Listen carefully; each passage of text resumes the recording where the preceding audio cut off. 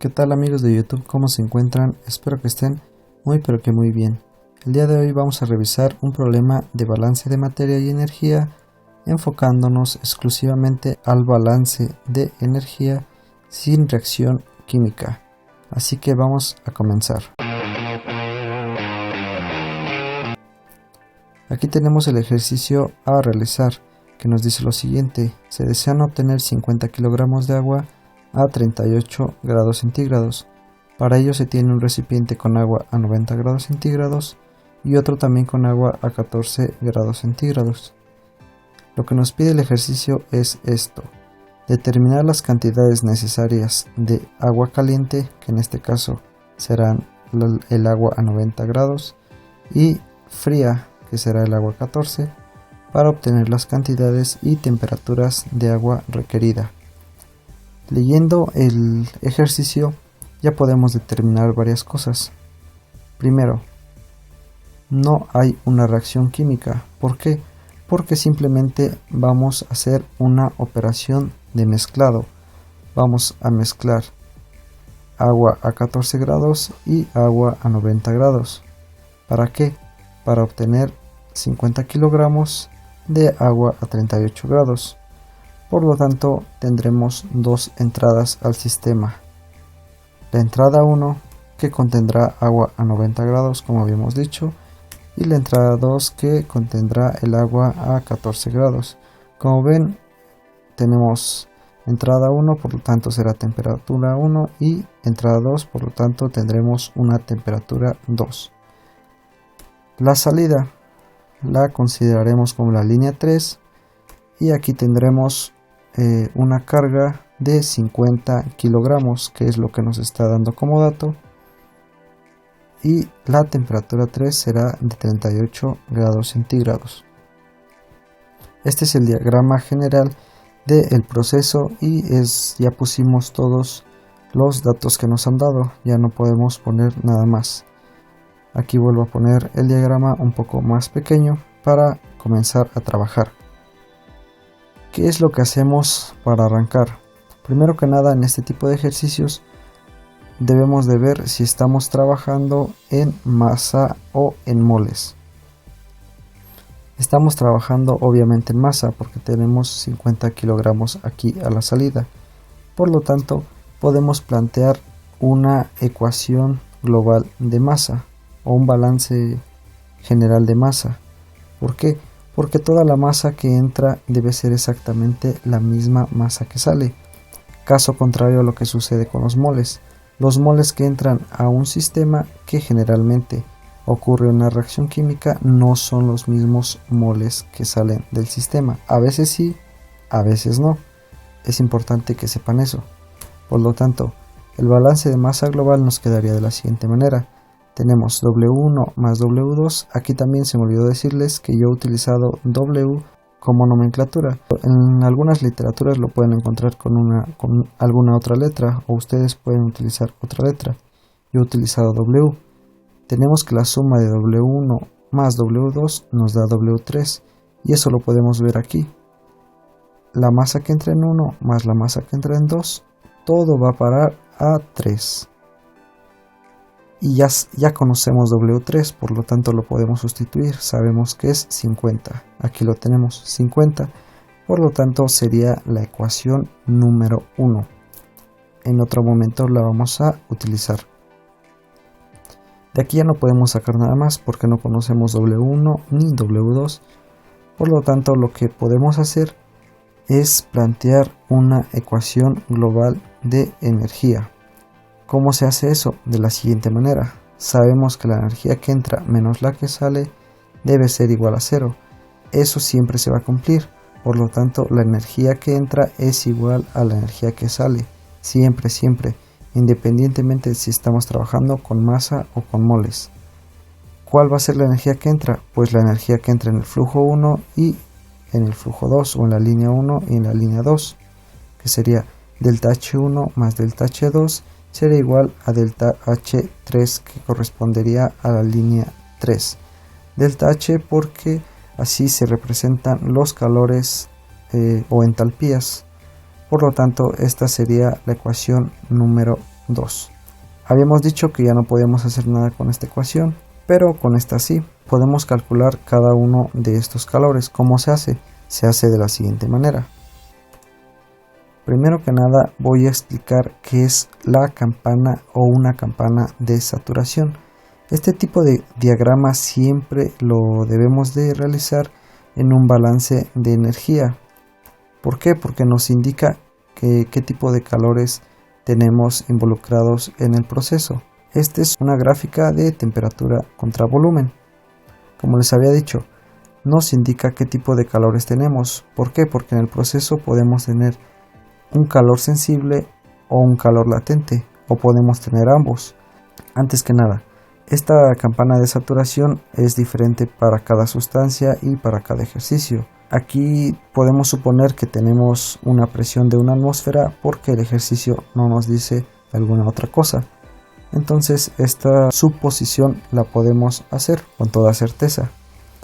A una atmósfera de presión, el agua tiene una temperatura de saturación de 100 grados. Eso ya es de ley, lo debemos de conocer.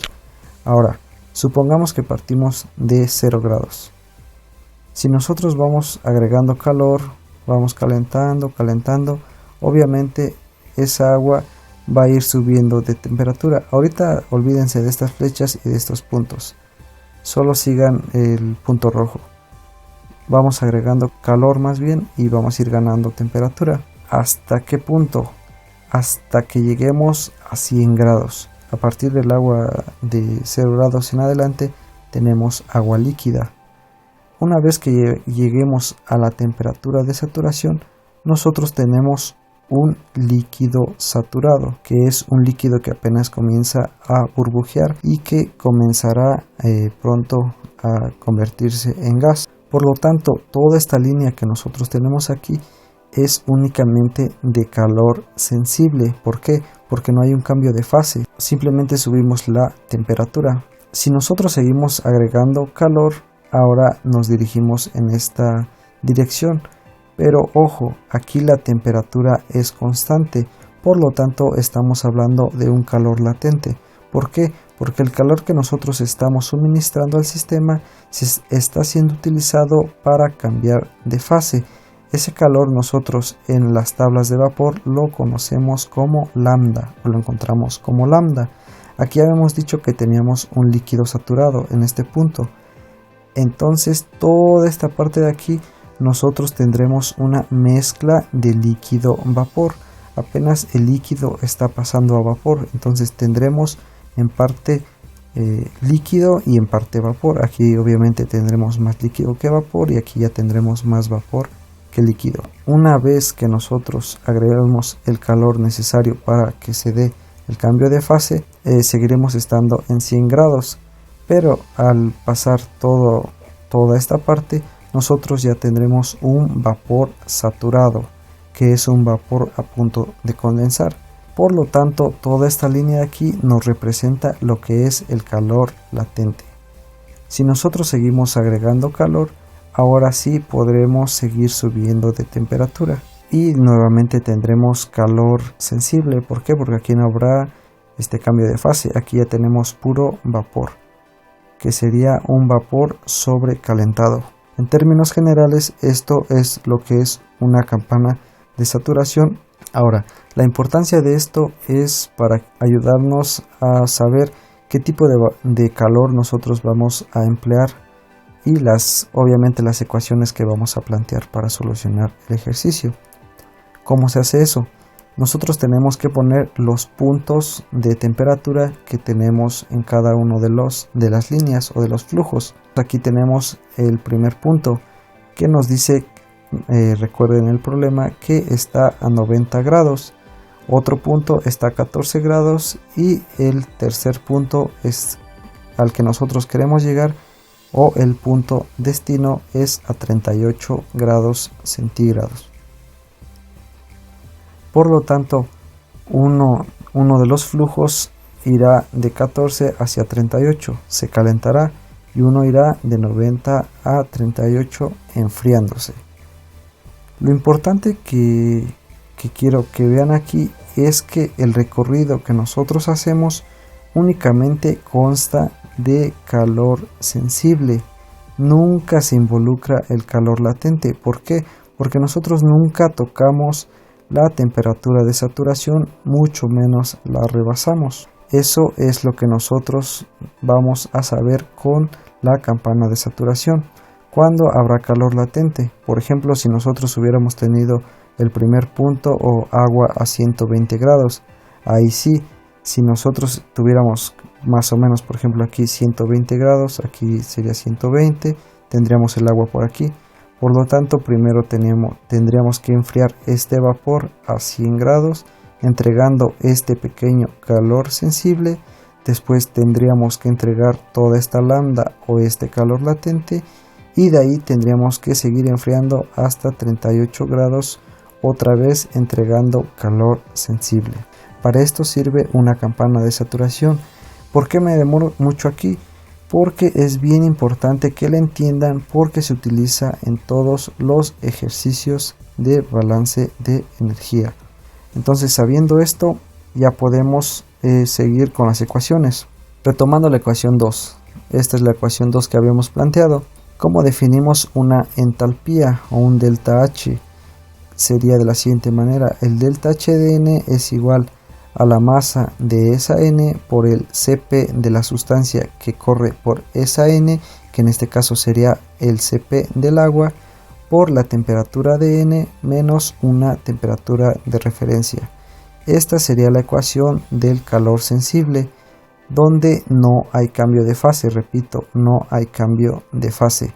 ¿Por qué la vamos a utilizar? Porque ya dije que únicamente está involucrado un calor sensible. Esta ecuación la pueden anotar porque esta es la que siempre se va a utilizar. Ahora vamos a calcular cada uno de los calores sensibles, el delta H1, delta H2 y delta H3. Para eso voy a poner aquí las temperaturas que nosotros conocemos, que es T1, T2, T3, y la temperatura de referencia, que en este caso yo elegí 0. Este es un valor arbitrario. Yo pude haber elegido 5, 4, 2, el valor que yo quisiera. Eso no va a afectar en nada a los resultados. ¿Por qué? Porque no me dan una temperatura de referencia. Cuando el ejercicio no te da una temperatura de referencia, tú puedes suponer la que quieras. En cambio, si nos hubieran dicho que estuviéramos trabajando, no sé, a 25 grados o algo por el estilo, ahí sí, aquí en temperatura de referencia debería de haber 25 grados. Si no es así, la suponemos, ¿ok? Entonces tenemos delta H1 es igual a W1 por el Cp del agua, que en este caso es 1 kilocaloría por kilogramo por grado centígrado. Este valor se obtiene de tablas y puede cambiar o lo puedes encontrar diferente dependiendo de las unidades. Por TdN, que para 1 sería 90 grados centígrados. A eso le restamos la temperatura de referencia, que es 0 grados centígrados, y lo que nos daría 90 por 1 por W1 sería 90 W1. Lo mismo hacemos con delta H2, que sería lo mismo, W2 por el Cp, que es el mismo Cp, por los 14 grados que hay en T2, menos la de referencia, nos daría 14 W2. Para delta H3, ahí sí conocemos lo que es W3, por lo tanto lo podemos sustituir, que serían 50 kilogramos. Aquí tendremos el Cp, que es 1 kilocaloría sobre kilogramo sobre grado centígrado, por los 38 que queremos obtener, menos la T de referencia, que es 0. Y aquí vean el análisis dimensional. Kilogramos se nos va con kilogramos, centígrados se nos va con centígrados, lo que nos quedaría este calor en kilocalorías. Esto nos indica que son unidades correspondientes o válidas, serían 1900 kilocalorías. Ahora ya tenemos los tres valores, por así decirlo, de delta H1, delta H2 y delta H3. Esto nos quedan expresados como variables, pero los podemos sustituir en la ecuación número 2, y es lo que vamos a hacer a continuación. Sustituyendo calores sensibles en ecuación 2. Delta H1 más delta H2 es igual a delta H3. Esta es la ecuación 2 que obtuvimos al principio. Aquí tenemos los correspondientes y metemos cada uno en donde corresponde, lo que nos arrojaría esta ecuación de aquí, que la nombramos como ecuación número 3. Si se dan cuenta, tenemos delta H1 sería 90W1 más delta H2 que es 14W2 igual a delta H3 que es 1900. Ahora nosotros vamos a recordar la ecuación número 1, que era la de balance global de masa, la que les dije que ahorita íbamos a utilizar. ¿Por qué la vamos a utilizar? Porque si se dan cuenta tenemos las mismas variables W1, W2 y las tenemos igualadas a un valor. Por lo tanto tenemos dos incógnitas y dos ecuaciones, lo que nos forma perfectamente un sistema de ecuaciones a resolver. Aquí sí ya se los dejo a su criterio, pueden utilizar cualquier método para resolver sistema de ecuaciones, igualación, sustitución, suma y resta. Hay muchos métodos para resolver un sistema 2×2 y ya resolviéndolo yo tengo aquí la solución. W1 correspondería a 15.78 kilogramos y W2 sería 34.21 kilogramos. Si recuerdan, estas eran las incógnitas que nos pedían: cuánta cantidad de agua había en W1 y cuánta cantidad de agua había en W2. W1 era el agua caliente y W2 era el agua fría. Haciendo esta suma nos tendría que dar 50 kilogramos. Háganla y verán que da exactamente ese valor. Entonces, como ven, hemos llegado a la solución. Es un ejercicio no muy complicado, pero lo utilicé con un poco de introducción y quiero que queden bien claros todos los conceptos para que nadie se revuelva. Esta es la solución al ejercicio. Espero haberlos ayudado y espero seguirlos ayudando en un futuro. Nos vemos en la próxima.